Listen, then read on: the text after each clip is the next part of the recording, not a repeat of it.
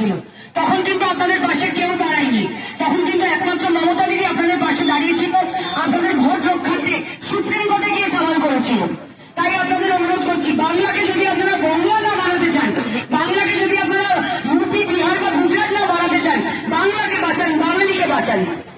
আর আমি আমার কথা বলে বলবো, মাত্র 1.5 বছর সুযোগ পেয়েছি কাজ করার, সবটা হয়তো পারিনি করতে 1.5 বছরে, কিন্তু বিশ্বাস রাখুন, ভরসা রাখুন, আগামী 5 বছর আমি কাজ করবো। মমতা দিদির উপরে বিশ্বাস রাখুন, ভরসা রাখুন।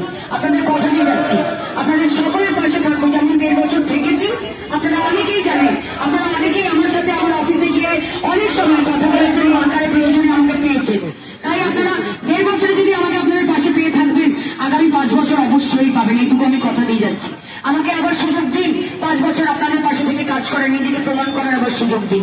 সবাইকে অনুরোধ করছি, আশীর্বাদ করবেন, জোড়া ফুলে ভোট দিয়ে 29 এপ্রিল আমাকে পুনরায় নির্বাচিত